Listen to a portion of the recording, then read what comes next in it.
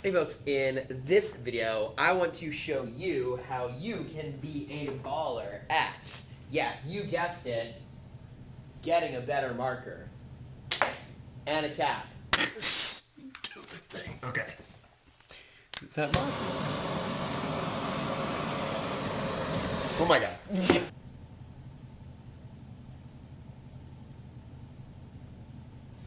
Hey, so today we're going to be talking about, yeah, you guessed it, balancing chemical equations, because you read the title of the video and you know what you're getting into. Okay, so let's do that.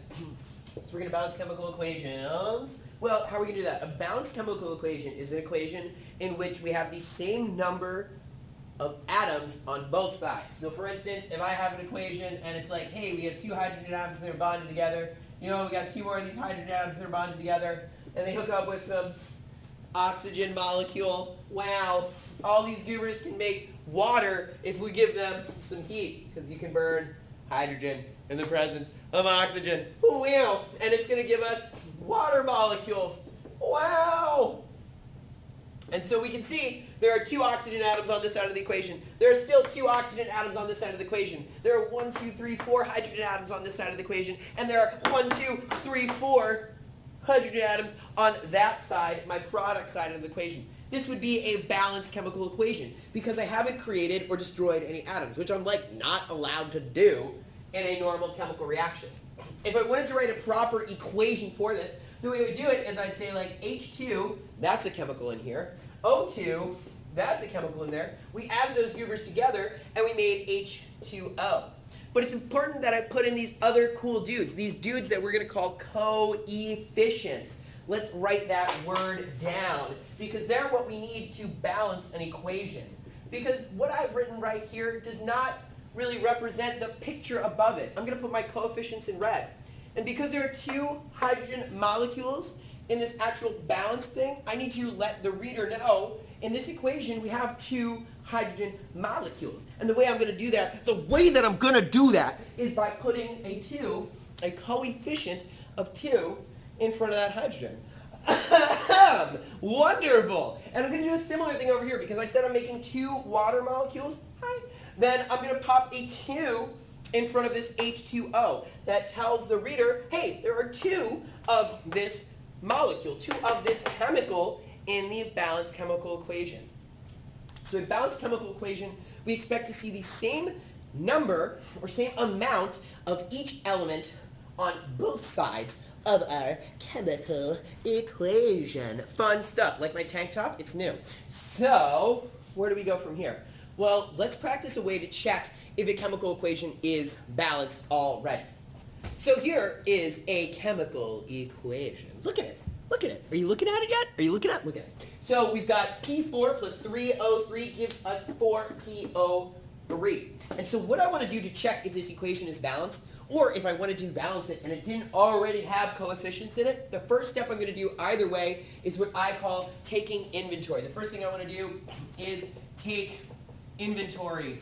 And that's going to be looking at what elements are in the reaction and how much of each element is in this reaction on either side. So I like to do a little line to separate my reactant side from the product side. And let's get this marker out of here because that one sucks. And what I do then is I also note what elements are actually in here. Well, I got phosphorus in this chemical equation. You kind of suck too. Get out of my life. And I've also got oxygen. Oh, look at that. Look at that. And I've also got oxygen in this equation. And so any element that is on the reactant side should also appear on the product side because I'm not able to create or destroy elements. So whatever I started with is what I'm going to end with. In a reaction, all I'm going to do is potentially rearrange the bonds between elements and also potentially liberate or absorb energy. Well, now part of taking inventory is figuring out not just what elements we have, but how much of each element we have. So if I look at this P, well, it's P4. That tells me that there are 4 phosphoruses joined together. So right now I've got 4 phosphorus atoms on the reactant side. I've also got 3 of these O3s. So what I'm going to do is multiply these coefficients by this subscript to figure out exactly how many oxygen atoms are present based on this equation. So I'll do 3 times 3, and that's going to give me 9. I know that on this side of the equation there are 4 phosphorus atoms and 9 oxygen atoms. Cool. For this to be balanced, we should have that exact same number on the other side. So let's check it out. Why don't you pause the video and try it out yourself right now? You have 4 of these PO3s. Is this balanced? Try it out. Sick. You tried it out. Let's do it together. Well, I've got 4 of these PO3s. There's no subscript on this dude, so we can assume that there's basically just a 1 there. And 4 times 1 means I have 4 phosphoruses. Hey, that's great. I started with 4 phosphorus atoms, and I ended with 4 phosphorus atoms. That's good to go. Hopefully the oxygen works out too. Well, I got 4 times 3, just like we did over there. I can already tell this isn't going to work out. Because 4 times 3 equals 12, and this is not balanced. Because there are 9 oxygen atoms here, but the way this is written, we have 12 oxygen atoms on the product side. So the way this is written, it's like, yeah, and you just kind of magically make 3 oxygen atoms appear out of the thin air. Nah, we can't do that. So this, I'm going to say, is not balanced. And we've done that, we've checked and confirmed that by taking our inventory. Let's maybe look at, I don't know, one more example of that action. If you look behind my face, you will see we've got a new chemical equation up there. And I'd like you, before I go through it with you, to pause this video and try checking, is this a balanced chemical equation? Take inventory and see, is it balanced? Cool, well you did that. Let's talk about actually checking it. I'll go through it. So, I like to draw a line down the middle to separate one side from the other. This is a really good red marker, so we're going to bust this puppy out. And let's see, I'm going to take inventory. Well, in this I have carbon, I also have hydrogen, and I also have oxygen. And I should have the exact same elements on the other side of the reaction, because we can't create or destroy elements. We also can't change out who we're dealing with just for funsies. The elements we start with are the elements that we end with. So on this reactant side, on this first molecule, C3H8, aka propane, from my friend Hank Hill, there's 3 carbons up in there. There's no coefficient, so I just look at that and I'm like, oh, there's 3 carbons. And I look at that and I'm like, oh, dog, there's like 8 hydrogens.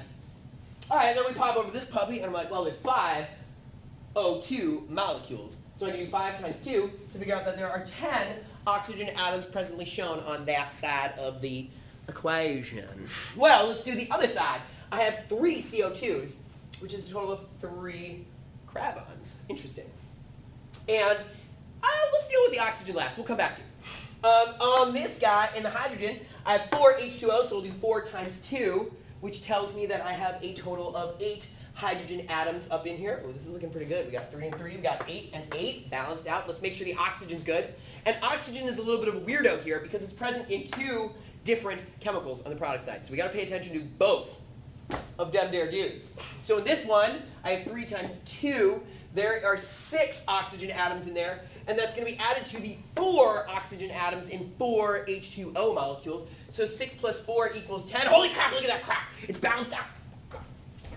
It's balanced. We got 3 carbons. We got 3 carbons. We got 8 hydrogens. We also have 8 hydrogens. We got 10 oxygens, and yeah, we got 10 oxygens over here. So we're not guilty of creating or destroying atoms. This is a functional chemical equation. Well, now that we know how to check if something is balanced, let's talk about how we can actually balance something from scratch.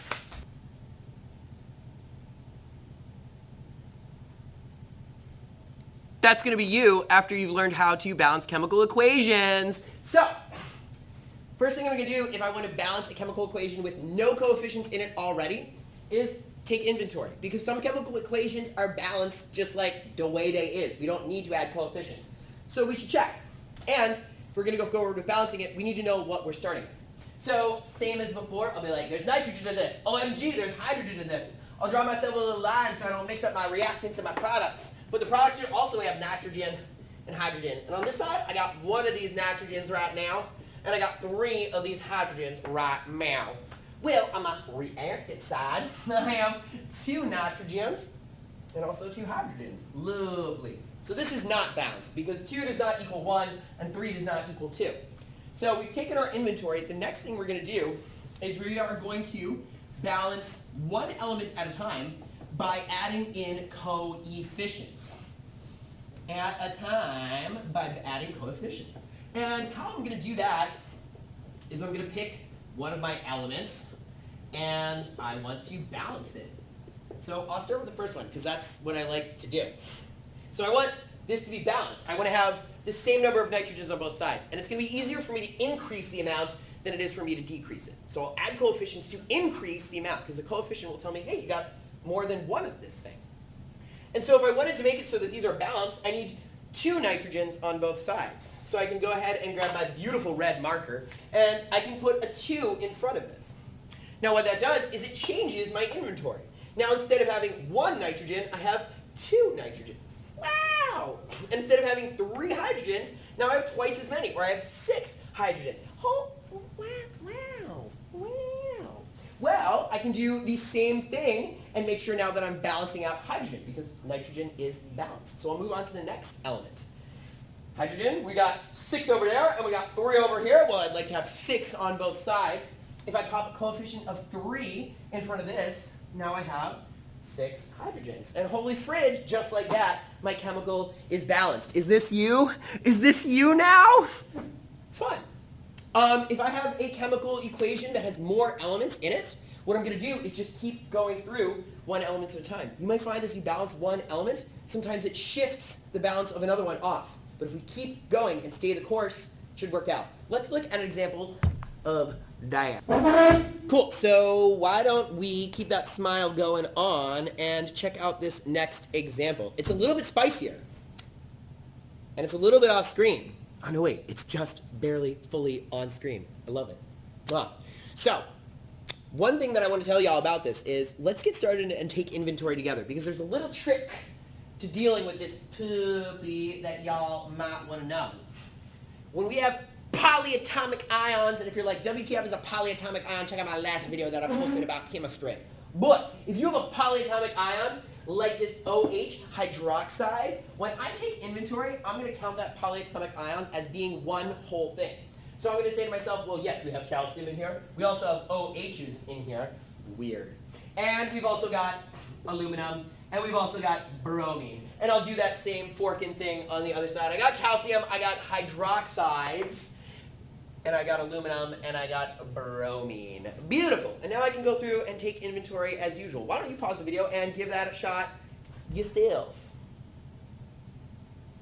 Well, beautiful. You pause the video and try doing that yourself. Let's do it together. Okay, so right now I got 1 of these calciums over here. I got 2 of these OHs over here because there's a little 2 to say, hey, you got 2 of those OHs. I got 1 of these aluminiums, and I got 3 of these bromines. And on this side over here, well, I also got 1 calcium. I got 3 of these OHs. I got 1 aluminum, and I got 2 of these bromines. I'm just tackle this dude the same way we tackled the other one. I'm going to balance things 1 atom at a time by adding coefficients. And if something becomes unbalanced as I go through, I'm just going to keep going through 1 element at a time, and eventually I'll work my way back through. Everything should work out. So, let's grab our beautiful red marker and start with calcium. Holy crap, it's already balanced. We got 1 calcium, 1 calcium. Money. Next, we have our OHs. This is a little bit weird because I got 2 OHs over here and 3 OHs over here. I can't really make 2 turn into 3 with a nice whole number, and usually when we're writing coefficients down, we like to use whole numbers. So, I could be a rascal and put a 1.5 here. That would be like, hey, 1.5 times 2 gives you 3 of these, but then you do have 1.5 calciums, and that's freaking weird. So instead, I'm going to multiply these 2 numbers, or I'm going to bring 2 and 3 to their least common multiple. The least common multiple between those dudes is 6. So I would have 6 OHs on both sides. So to achieve that, I'll pop a 3 in here. That's going to give me 6 of these OHs, but it's also going to affect my amount of calcium. Geez, now I have 3 calciums. And I'm going to have 6 OHs on this side as well, too. So I'll go to my aluminum hydroxide. There's already 3 OHs in there, so I'll just double that amount. So now I've got 6 OHs. Sick. I've also affected the amount of aluminum. Now I have 2 aluminum atoms on this side.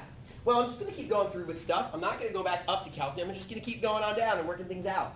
And now it's time for aluminum, because that's next up on the list, you silly Bill. We got 1 aluminum over here, and we got 2 aluminums over there. Well, golly, I'm going to have the same amount on both sides, so I clearly need to up this 1 to a 2, and I'm going to do that, hell yes, by adding a coefficient in front of the chemical that contains aluminum. Now this says, hey, bro, you got 2 aluminum bromides, AlBr3s. So that's going to change this aluminum to 2. Nice. And it's also going to mean that we have 2 times 3, or 6 bromines on this side of the equation total. Okay, well now it's time for bromine. It's bromine's turn to be balanced. And if I have 6 bromines right here, then I'd love to have 6 bromines right here. And my bromines are in here, and yeah, I can make this turn to 6 by popping a 3 as my coefficient in front of this. That will jack up our amount of bromine from 2 to 3 times 2, or 6. And holy crap, check it out. It's also going to change the amount of calcium.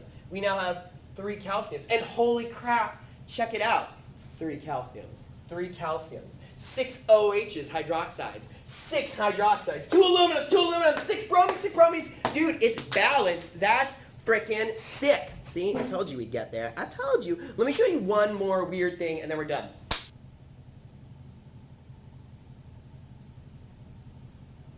That's you, because this video is going to wrap up soon. And I know you'll miss me, but you can watch again so you'll be like that. Anyway, if we want to balance out an equation in which an element is found in 3 or more chemicals. If an element is in 3 or more chemicals, we're going to balance that element last. So in this example, oxygen appears here, here, and here.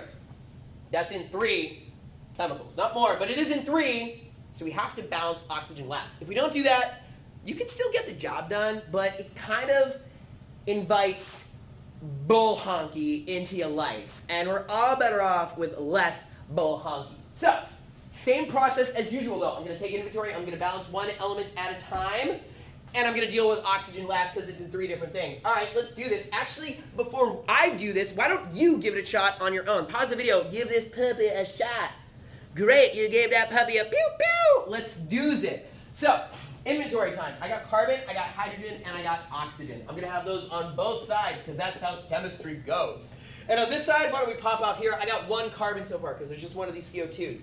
I have 2 hydrogens because right now there's only 1 hydrogen, dihydrogen monoxide, water. Silly wine guy, can't say words. And I have 2 oxygens here and 1 oxygen there for a total of 3 oxygens. Alright, nice. If I boof over to my reactant side, well, I can see that I got 6 of these carbons, carbon. I got 10 of these hydrogens, hydrogen. And I have, how many? Just 2 oxygens. So none of this is balanced. This is wholly like blah, blah, blah. We're going to have to fix all of this ish. But we can do that pretty easily by balancing 1 element at a time. And if we mess with oxygen last, this should be a piece of cake. So I'll deal with carbon first. I get 6 carbons here. I want to have 6 carbons over there. Dude, let's have 6 up in there. Bam. Okay, nice. Now I have, oh wait, we didn't do it in a red pen. It's got to be in the red pen. So I got 6 over here. That's going to change my amount of carbon to 6. And now, I don't have 3 oxygens anymore. I have 6 times 2, or 12, plus that 1. I have 13 oxygens total. Okay, cool. Well, carbon's balanced out. Let's balance out hydrogen next.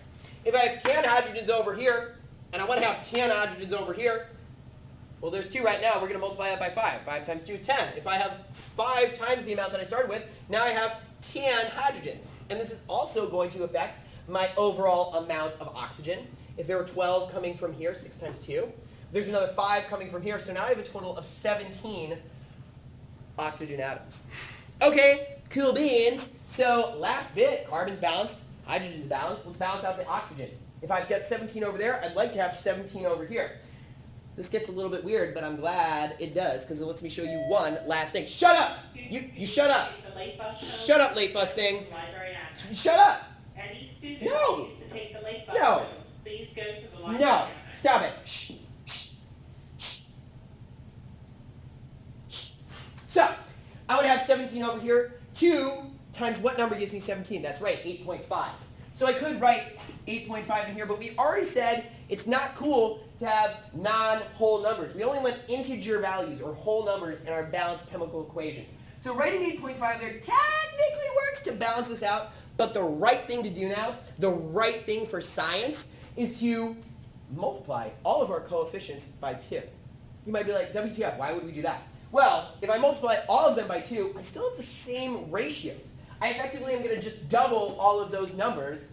As long as I double all of these coefficients, I'll also double all of those numbers, and it will still be balanced. And if I double all of the coefficients, I'll get rid of this pesky 8.5 and have only integer values. So let's just erase our inventory real quick, because we already did our checks. And we know that this dude is balanced. And let's write that beautiful correct balance formula in this beautiful correct purple marker. So we got 2 of this C6H10. Amazing. And we're going to have not 8.5, but double that, 17 of these oxygen molecules. And we're going to have 12 of these carbon dioxides. And we're going to have 10 of these hydrogen I keep saying the wrong thing. It's water. It's just water, Weinrod. Get your life right. Anyway, that's what you need to know about how to balance chemical equations. Yeah. Shut up. No, just kidding. We're cool. I want you to be like that. Not like that. Bye. Oh, wait. Ta-ta and have a great rest of your life.